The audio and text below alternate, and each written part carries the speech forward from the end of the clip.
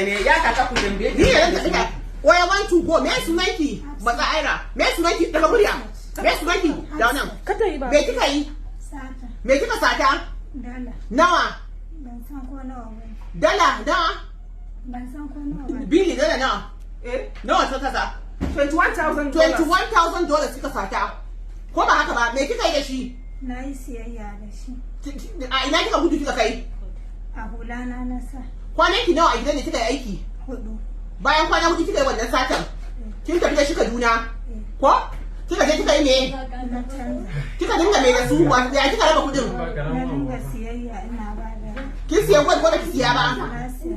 da me kuma Sai kayan kicin. da kuma me Shi kenan. kin ce kin dinga ba mutane kyauta wa kika ba kyauta Ban san sa ba. wanda kika bashi me gwanjo nawa kika bashi 400. yayi me Kyauta na ba. to kin siya waya nawa 260.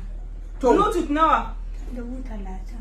to kayan kicin nawa Ba zan iya rikewa. amma kamar nawa Kamar nawa? kin saya su kuloli da me kika saya Za su kai miliyan 2 da rabi. abinda ta saya kayan Gwal da kika siya. wanda kika siya nawa Miliyan 3. da kai ka gumburi zuwa miki yaji Miliyan 3. miliyan nawa to Nawa kika ba wa iyayenki? nawa kika ba iyayenki Kin siya musu kayan abinci a gida? kin siya kayan abinci maman ki ta ce ba abinci a gidanta har yanzu haka ne ko ba haka ba Wannan muguwa Shekaran ki nawa? ba abinci muguwa.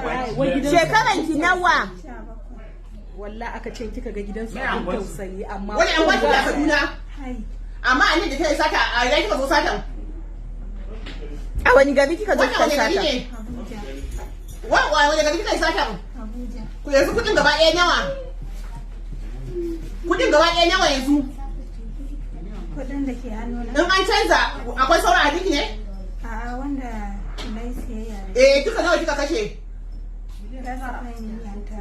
to sauran kuma da ki san me kika yi da su ba sun tafi ko to Allah ubangiji ya sawwaka Allah ya shirye ki Allah kuma ya sawwaka amma wannan abu kowa sai ya gani a Abuja ba ne daukan ki aiki saboda barauniya kike Ana zance, ai wannan ba kulle ta ba ba za ta daina ba wallahi. kin gama aiki a Abuja